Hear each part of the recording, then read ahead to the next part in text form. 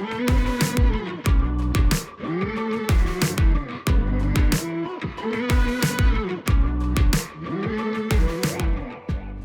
listening to the Decidedly podcast with Sanger Smith and Sean Smith. Our mission is to help business owners like you defeat bad decision-making so you can improve your health, wealth, and relationships. We do this by digging deep into the stories and expertise of our guests and distilling their knowledge into actionable wisdom for you to carry into your life and business.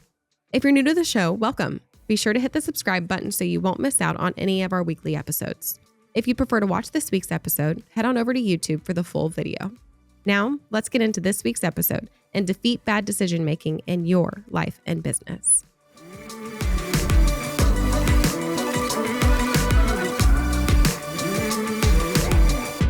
So you try and be pretty healthy overall, but what do you think is the most unhealthy thing you've ever done? I've ever done? Yeah, ever. Well, so in college, I used to not study for tests until the night before. Okay. Or do homework until they were due. So the homework would always be due at like midnight, and the day before it's due at midnight. And so I would just wait until the last minute, and then I would take a Vyvanse at like 10 p.m. and I would stay up until I would just not go to sleep. Actually, I would go all through the night studying until it's time to go to that class at 8 a.m. Oh, that's a good answer. It was really bad. Yeah, that's a good answer of a bad thing. Mine was also, I guess college is the type of, is when you do the stupidest stuff. Mine was, here was a dinner. I would get a block of Velveeta, like a whole brick of it. That's repulsive. I know. Cube it up, pour the paste pecani sauce in the bowl with it, and just heat it up. And just that was queso. You that would have queso for dinner. Queso for dinner. How many times have you ever, all right, so this is another one on my list. You order like a large pizza, because you can eat it for like 3 days. Like you can have some for dinner that night, and then you can have some tomorrow, and the next day. And you get to about half of it and go, just one more piece. And then, so now you get like 3 pieces left. You're like, that's not a meal. That's not enough to save. That's not a meal. I might as well eat the rest. Right. I don't want to just save like one piece. Like that's dumb, And before you know it, you've eaten the whole thing. The whole pizza. And then you just feel like crap. Yeah. You told me one time when we ordered pizza together, you said, well, we always eat however much pizza there is. All of the pizza. Yeah. We eat all of the pizza. Yeah. So we could split a medium. And be fine. We could also split an extra large. And also be fine. Yeah. And I would get the same utility out of that pizza. Yeah. Yeah. Yeah. You just feel horrible. So pizza probably one easy habit to just kind of like move off the board to be healthier. Speaking of being healthy, we have a veteran Decidedly guest today. We've got Dr. Julie Kennedy coming back on the show. She's a board-certified family nurse practitioner with a focus in functional medicine for over 25 years. She's rooted a practice in functional medicine. Her approach identifies and treats root causes as opposed to the typical Band-Aid solutions that Western medicine often provides. So we talked about a lot of healthy habits, things that are maybe present in your life that are causing health problems that you might have overlooked, how to maintain a healthy lifestyle. So there's a lot of great wisdom in here, a lot of good tips. We talked about the why behind your physical health, your emotional health, and your financial health. So it's always a pleasure talking with Julie. I know I always learn something, and I'm confident that you will too. So stick around and become healthier with us. I'm Sanger Smith with my dad, Sean Smith, and this is Decidedly.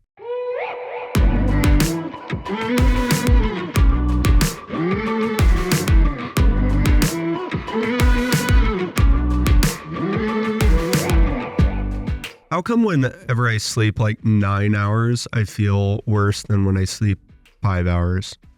Right now, I'm working on 9 hours of sleep, and I'm like, I was so excited last night, went to bed at like 9 o'clock, wake up, I'm like, man, that was a waste. I should have stayed up till midnight. I'd feel even better. Well, you could have hit a cycle where you woke up in this deep, deep sleep, but also the 5-hour piece is probably running on adrenaline and cortisol.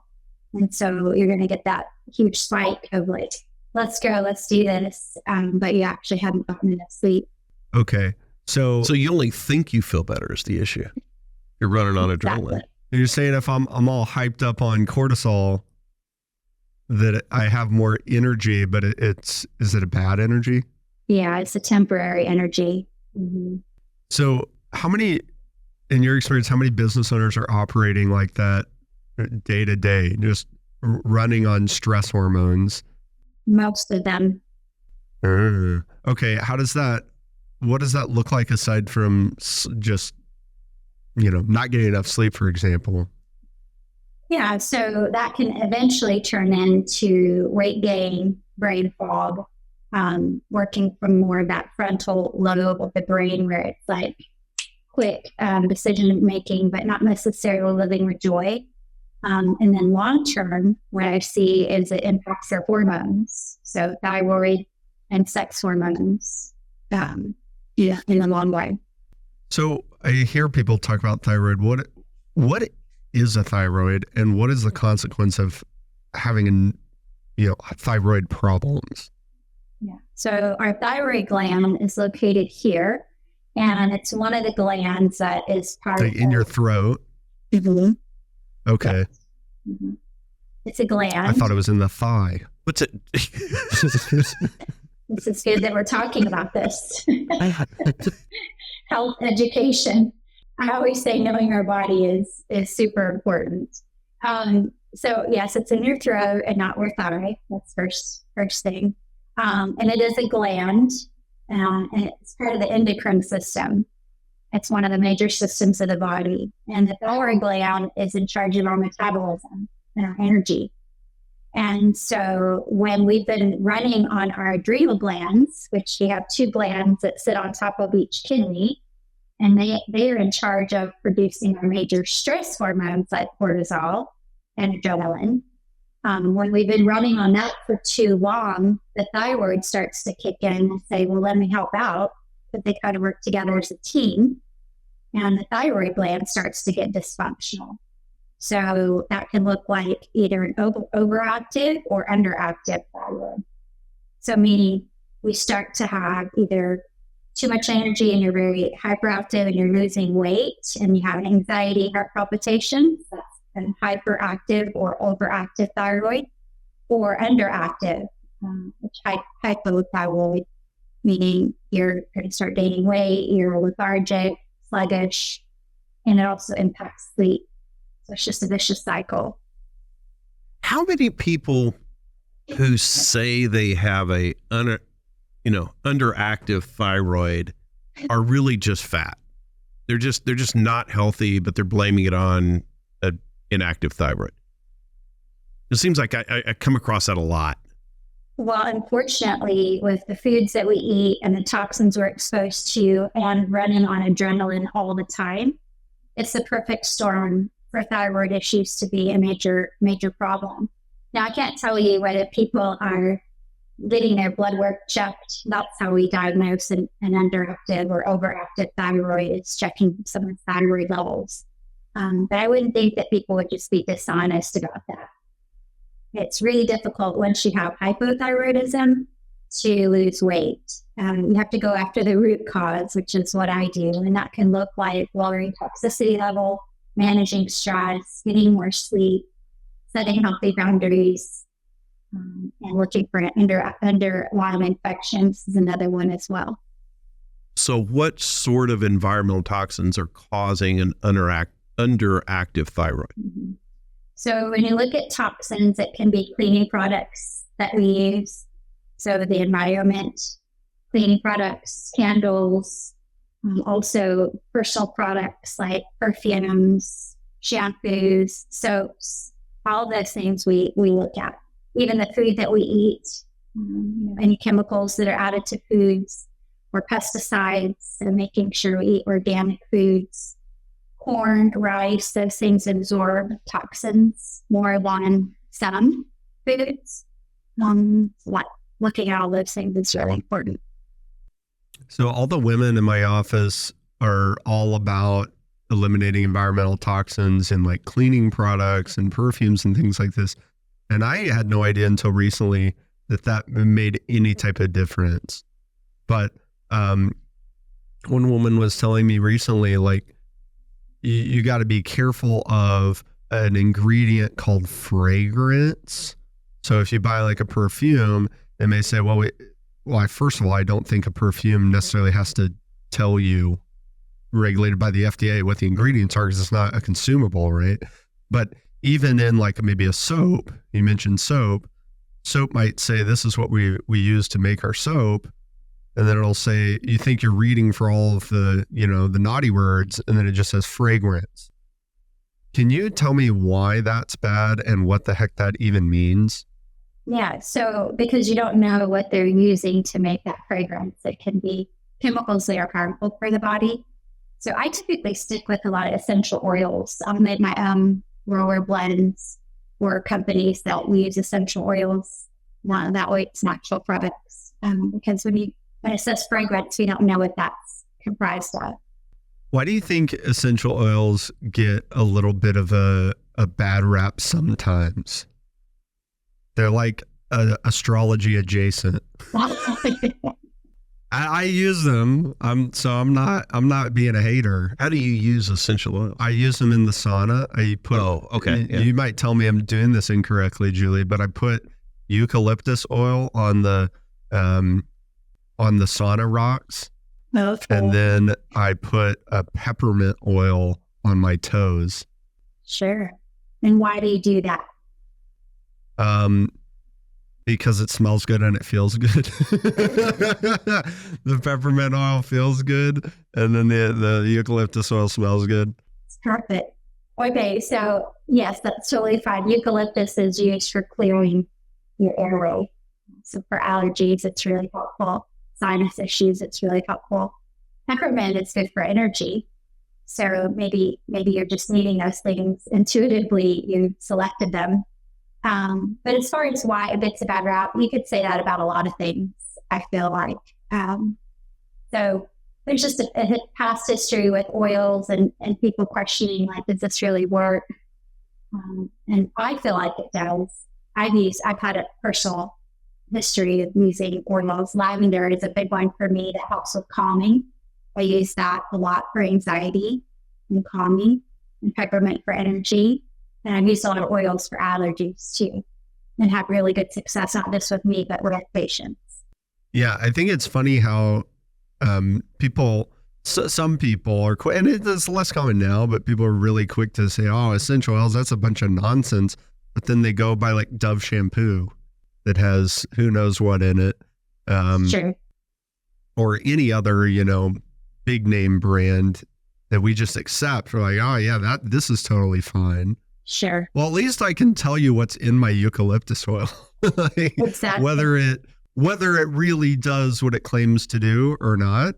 There's a lot of products that have a lot more harsh chemicals in them that, in my experience, don't do what they claim to do. Whenever I'm having like an allergy attack or something, people are like, let me give you a, Benadryl. Like, why? So I can go to sleep for the next 48 hours? Like, that's not helpful at all. With a bunch of chemicals. Yeah. I mean, consider the source of who's saying that. And really, ideally, we have to do what's best for us because it's our bodies and we're the only ones that's going to care the most. So what other ways would somebody integrate essential oils into their lifestyle other than just dropping them on the hot rocks in the sauna or something like what Sanger said? Sure. So I have people even put it in a neti pot for allergies, or if they have mold toxicity, it helps kill off stuff in their sinuses. So that's very helpful. People put it on their wrists, their spine, their feet. Our skin absorbs about 60% as opposed to when we take something orally, it's 90%. So it's still a pretty good amount. That's why it's so important that we watch what products we put on our skin. So we can use it for lots of things, calming, like I mentioned before. I'll have put it on their liver as well to help liver cleanse and detox the liver. That's really helpful, help with digestion. It just depends on what type of oil. I mean, you can find an oil for any issue. This is true. Do you see more women affected by this underactive thyroid thing because they are introducing more fragrances and lotions and those types of products into their life? That is correct. That's part of it for sure. They call them endocrine disruptors. I mentioned earlier that the thyroid and the adrenal glands are part of the endocrine system. So makeup is a big one. Face products, these products to look younger, all these hair products that we use, dyes even, and the skin, anything for cellulite, all of those products we're constantly using. And then in addition, women, our hormones are constantly changing. So that has an impact as well. But women are definitely more impacted with thyroid issues, autoimmune issues, and adrenal issues. We also don't have the testosterone that you'll have that helps with clearing a lot of these things. So that has an impact too. Wait, testosterone clears things? What are you talking about? Y'all have higher levels of testosterone.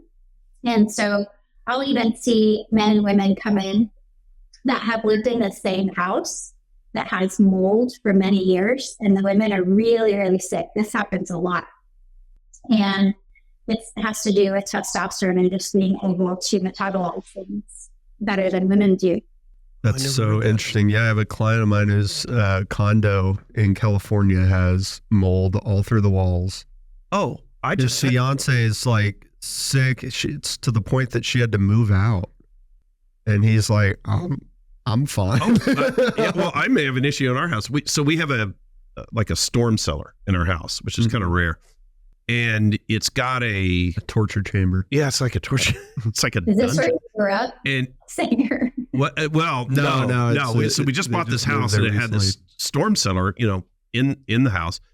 And so I went down there the other day, and I hardly ever go down there. And there's a pump because it's got a hole that goes looks like a well or something, but there's water kind of in this. So we have this pump that kind of pumps it away. Well, the pump failed. So there was 6 inches of water down there last night. Yeah. And this dresser that was sitting there, it just looks like 3-week-old bread now. It's just covered in mold. It's like, I don't know what to do about it. I got to spray this thing with. But okay, so there's my question. Do I just spray this with Lysol? And that sounds like another bad toxin I'm introducing. What do I do? I call in a specialist for these things. So really? Yes. Yeah. Mold toxicity is actually one of my specialties. And I don't know if I told y'all last time I was on the show that I'm still recovering from mold toxicity. My daughter and I were living in it. And so I got so sick that I quit my job last year. Yeah. Oh, wow. Mm-hmm. So what do you do in a situation? Okay. So in a real life situation like that, the whole room where this thing is, it's all concrete. All right. So there's no mold on the walls or anything like that. It's not going to get in the house, but I got this dresser that I'm thinking I don't know if I just throw it out or how to clean it off. Well, I would definitely. It's all fuzzy. And I have people you can call for that. And definitely okay, I'll get those names from whole process. But you say that it can't get everywhere, but this is not true because mold produces mycotoxins that are released into the air, and then it gets into the vent system and it can spread. So you do want to contain it and make sure that it's treated properly. Yeah, so I got to call. But you were saying that it can get throughout the whole house, get in the vents. So you just burn your house down or what? No, there's a way to treat all of that. Just make sure it's done properly.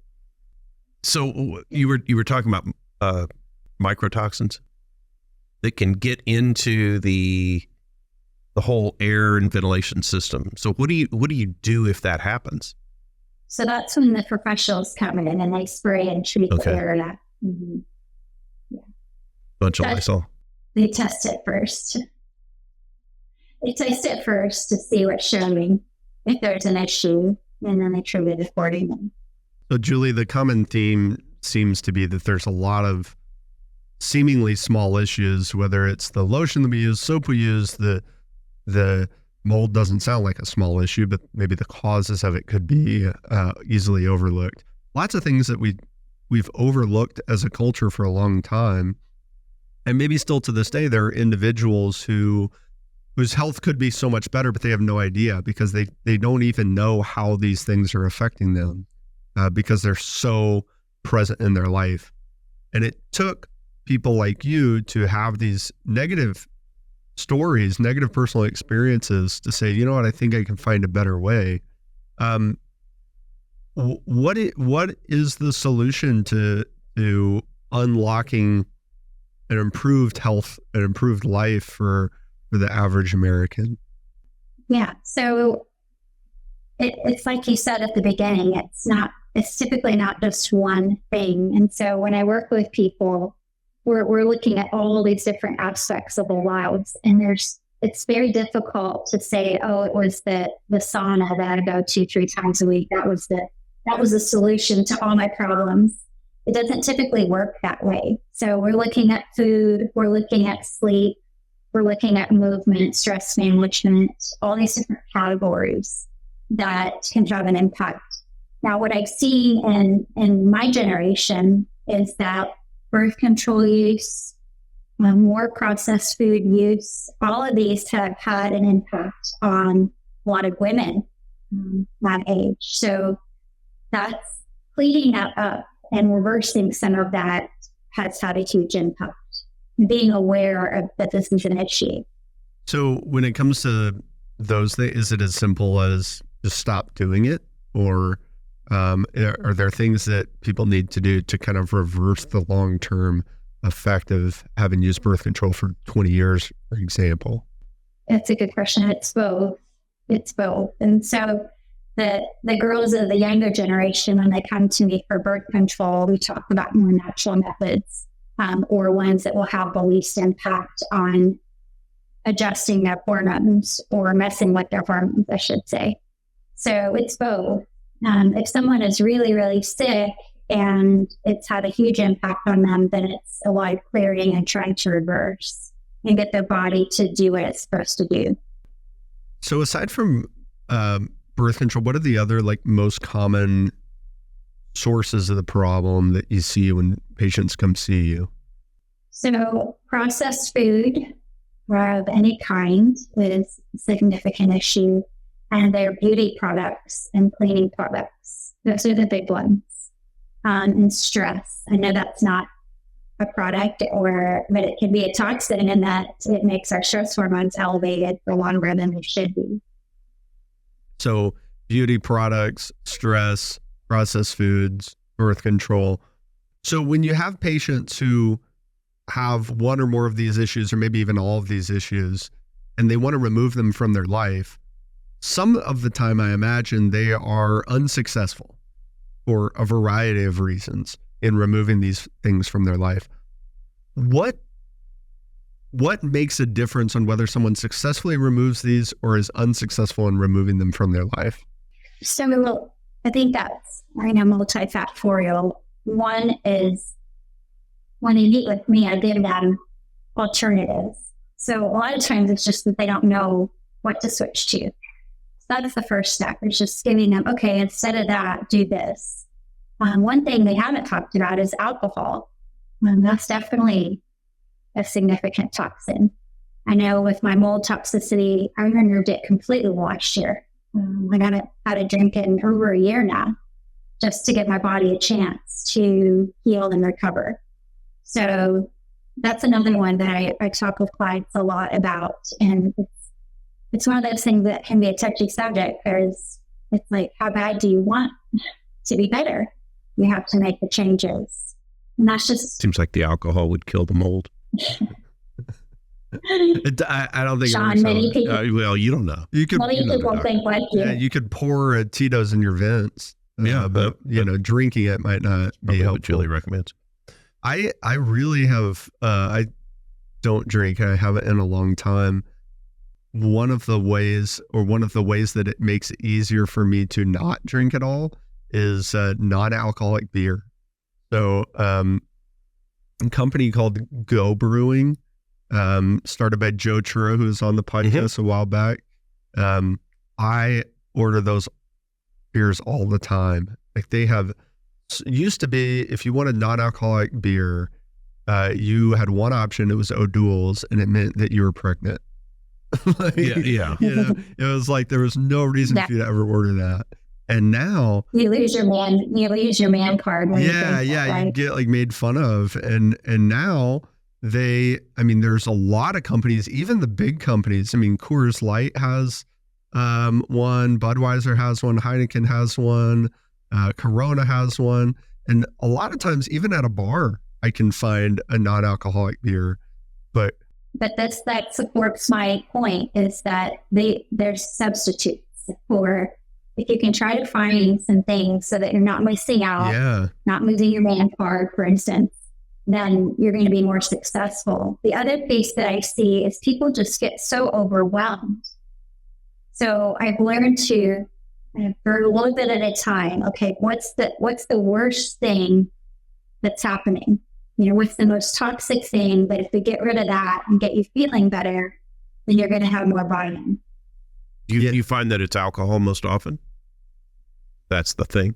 It just depends. I mean, some people could be on a lot of medications, and that's the issue. So how do you balance out if you suspect that it's medication?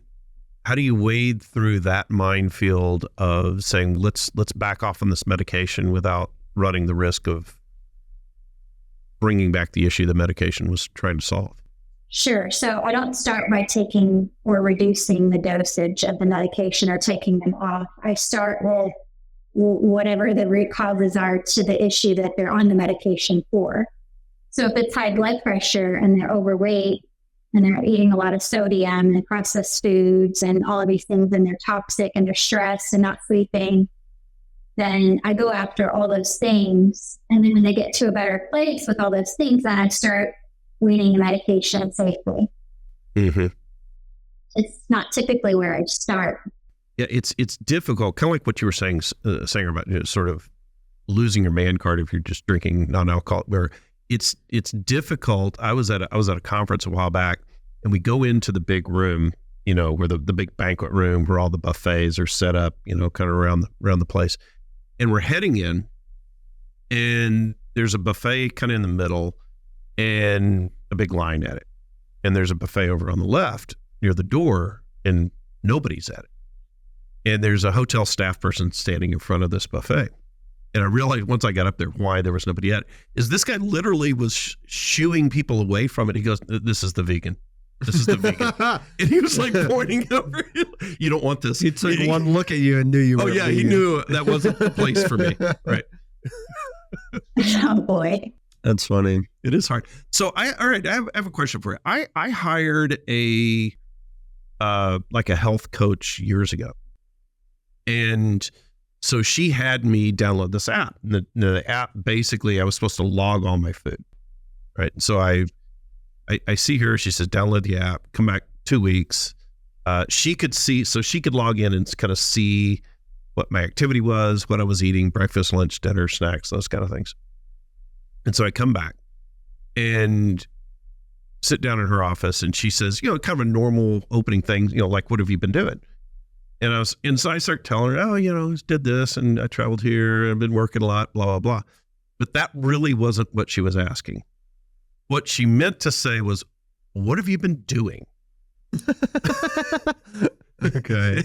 She said, I can see everything you're eating. You know that. I can log into the app. Yeah. What are you doing?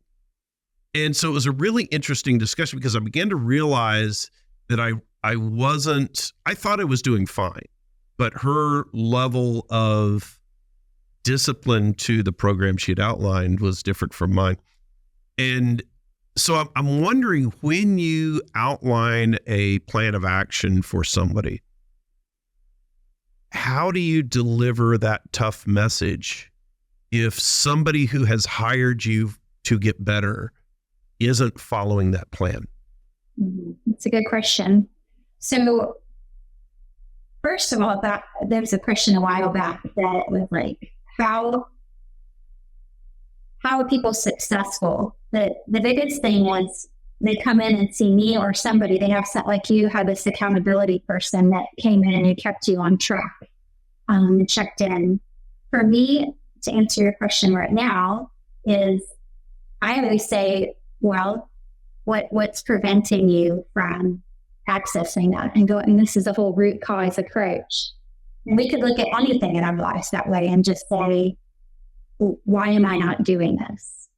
And if it's like, well, I'm not getting enough sleep and then I end up hungry all day because I'm just tired or I'm bored, that's a big deal. Let's talk about food, for instance. So if someone is not eating well and they have a lot of stress in their life, then we talk about stress management because that's the root. And if we can fix that, then the eating will happen. The good eating, the healthy eating will happen.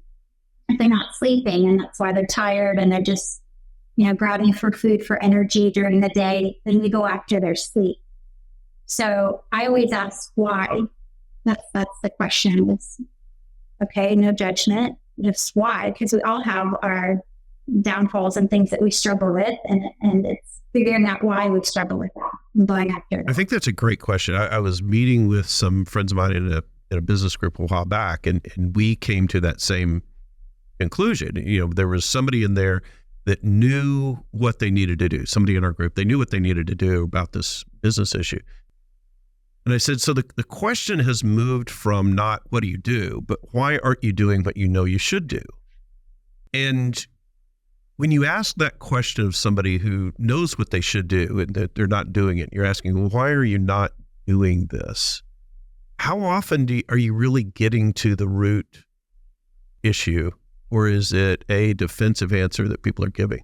No, it's all the time to get to it. And that's the beautiful thing. People, share vulnerably. And that's what I usually tell them from the beginning is in order for you to heal and get healthy, we have to be an open and vulnerable relationship. And there's no judgment here. How do you get to that point? I usually just conversation and time. Opening trust and see that I don't judge. Do people ever give you a load of crap? No, I usually have a pretty good. You got to figure it out. People lie to me all the time. All the time. People are like, this is going on. People will tell me one thing. Oh yeah, this is what we want to build towards. It's really important that we retire when we're 50 or whatever. And then I go, okay, cool. It means you're just going to have to stay in this house for as long as you live, as long as you're cool with that. They go, fine. Then, 18 months later, they like buy a beach house. I'm like, what? Yeah. Yeah. Or they know they have to save, $1,000 a month to meet this goal. And then they don't. They do the thing that's opposite of what I recommend. Yeah. Well, these are two different things. Now, you asked, people come in and give me a load of crap. They're honest with me about buying a beach house, like your example here. But then, but it's not that they're perfect all the time. They come in and say, well, I ate the chips that we talked about, giving up. But again, it's going back to like, well, why? Like, why are you buying a beach house? Yeah. It's, obviously that's them filling some sort of void that they're needing. Yeah, that's a great point. Whether it's money or health, there's so much overlap between our physical health and our financial health and any other health, spiritual, mental, emotional, whatever. When we deviate from our ideal health outcomes or health behaviors in those areas, a lot of the times it's because the world around us, the world in which we live, does not have the same values as our ideal. I have an ideal physical health of like my life. My Sanger's ideal physical health and the behavior that I would exhibit in order to attain that ideal is different than the values of our culture. Same thing with my spiritual health and with my financial health. There are things that my community and my culture and that we see on TV tell me I ought to want to spend money on. There's things that my culture and the environment that I'm in tell me, hey, you should eat this, you should drink this, you should spend your money on this, you should care about this, you should make this lifestyle choice. And when our ideals don't line up with that, that's probably pretty good because our culture doesn't have great, meaningful, sustaining value set. But it does make it hard to live up to that ideal because the culture at every turn is telling you, how are you seeing a difference in the healthy idea in the culture versus your own? How are you seeing that difference? Oh, well, I mean, just like go watch TV, go turn on the, NBA playoffs or whatever, whatever you want to watch on TV tonight, and look at the ads. So, you're not going to find an ad for like natural chemical-free sunblock or something. You're going to find like an advertisement for Doritos. Well, I think because the profit motive of removing manufactured items from the things you ingest or experience, there's no profit incentive in having you eat less chemicals by anybody. Right? I think it's a profit incentive, but it's also just a value difference. Is most people don't. Most people value, like most of the things that we're talking about, if it's like use birth control, for example. I'm not a woman. I might get in a little bit of trouble for this, but I assume that natural birth control requires a little bit more effort than the pill. I mean, that's why the pill is popular, is you just take a pill. Okay, so most people value short-term comfort, and they're willing to say, those consequences Julie's talking about, whatever. Like, I'm just going to take the pill because I don't want to track my cycle and measure my body temperature and do the procedure at the same time every single morning, first thing when I wake up, whatever it is. Same thing with, with anything else. There's luxury and comfort that I can introduce into my life where I get immediate reward, or I could have delayed gratification, have a healthier outcome, but that requires more work and less comfort and less luxury. And the profit incentives definitely line up with instant gratification because it's easier for me to sell instant gratification than it is for me to sell delayed gratification. But it's sure. I think it's also just how most people are, because it takes discipline to say, I'm going to eat healthy. Because if I'm eating poorly, I'm not going to feel the benefits of eating healthy tomorrow. It's going to take me weeks and maybe even months of eating healthy. And I might feel worse for a while because I really wish I had my honey bun. Yeah. I'm going to actually feel worse before I feel better.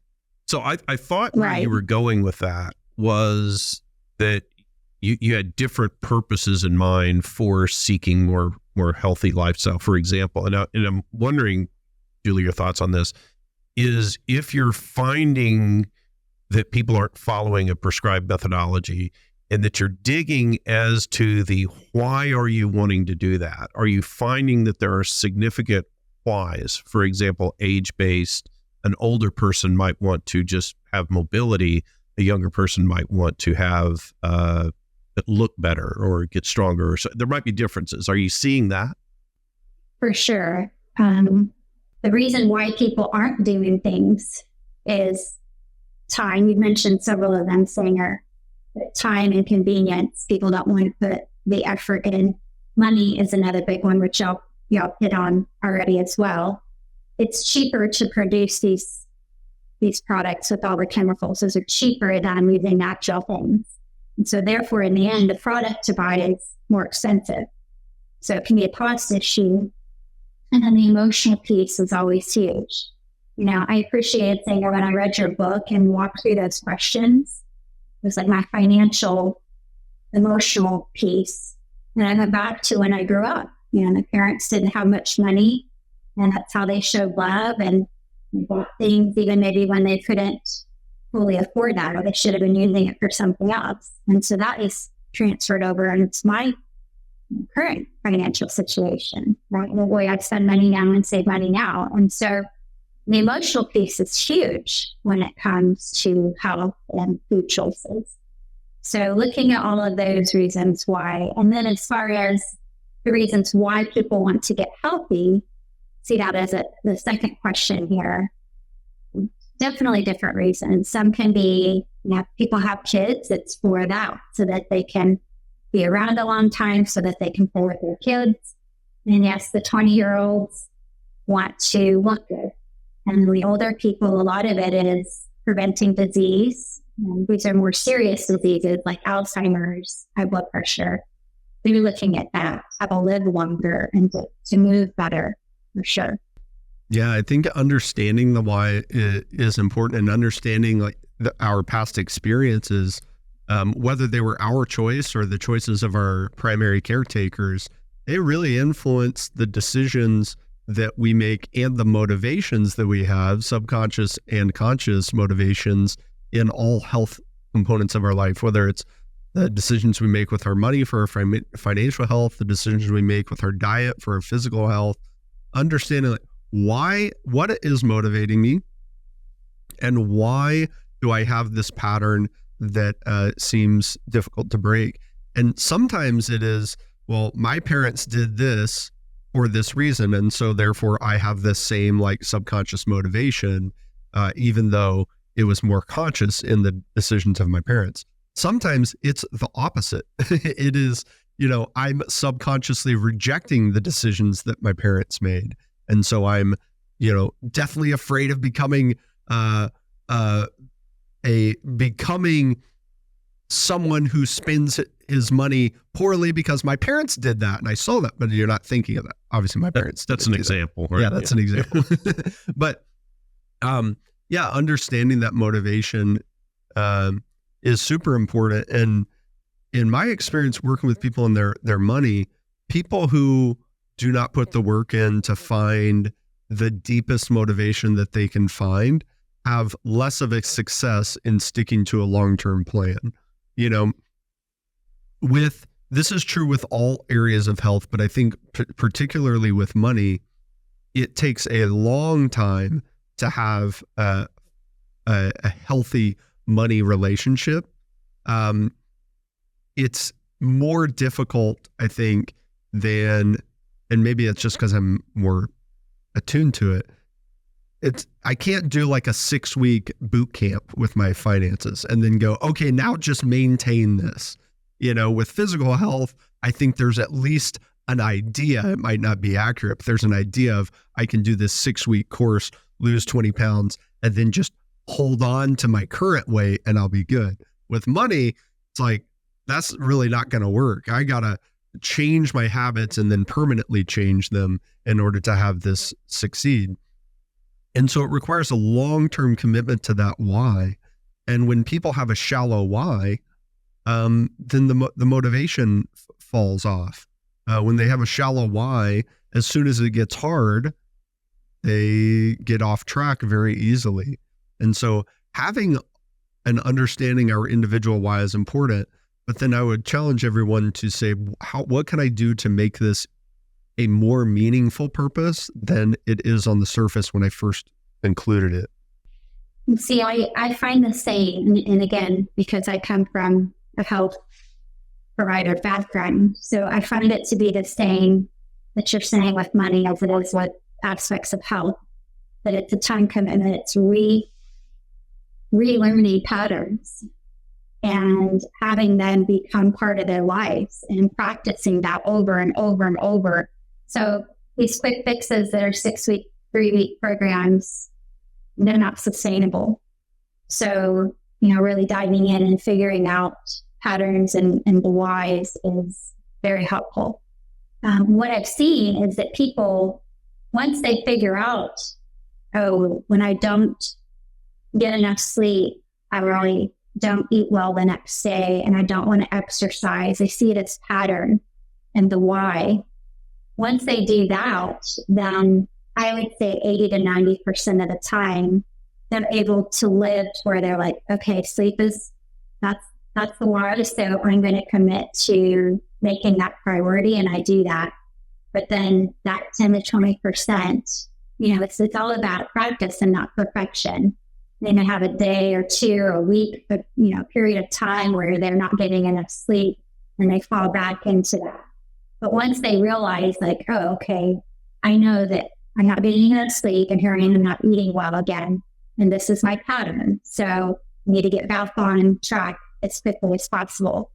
And so that's the beautiful thing about watching people and helping them find their reasons why so that they can fix the root of the issue. Yeah. Julie, what's your top decision-making tip for business owners? So, there's the textbook answer of looking at values and goals and mission statement, right? But mine lately has been, am I able to take this project or new part of the business on and be able to maintain my health?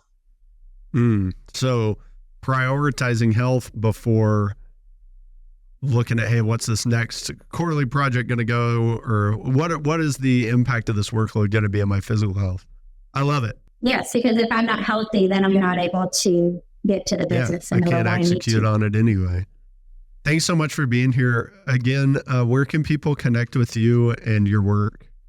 Yeah, so seedwellness.co is my website and at seedwellness.co is Instagram. Thanks, Julie. Thank you, Julie. Thank you guys so much. Good to see you both again.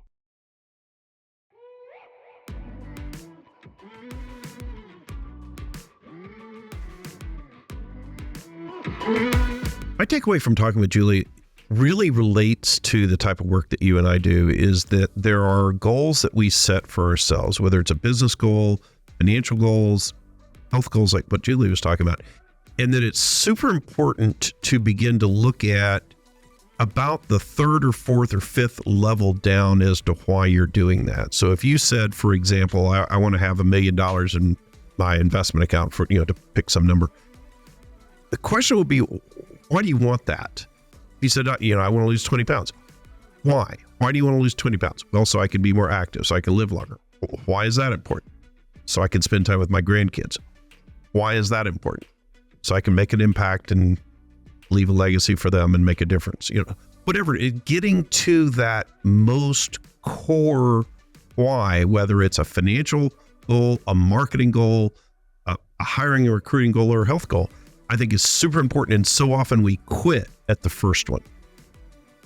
My biggest takeaway is her last comment, which is evaluate first whether I can, my physical health can sustain this new commitment. A lot of times we just take on commitment, sometimes because we see the dollar signs attached to it. But our physical health should have some dollar signs attached to it too. And sometimes it's hard to quantify what the impact of, loss of sleep would be, or an unhealthy diet, or missing our exercise that day. And we ought to consider that before increasing our workload. You just made a great decision to listen to this episode of Decidedly. Make another great decision by subscribing to the show and leaving us a 5-star review wherever you're listening. We appreciate the support. It helps business owners like you find our community and defeat bad decision-making in their own lives. For more decision-making insights, check us out at decidedlypodcast.com, on Instagram at decidedlypodcast, or grab a copy of Sanger and Sean's books from the links in the show notes. Finally, we'd like to thank Shelby Peterson of Transcend Media for editing and post-production of the show. Thanks for listening. I'm Morgan, your producer, and this is Decidedly.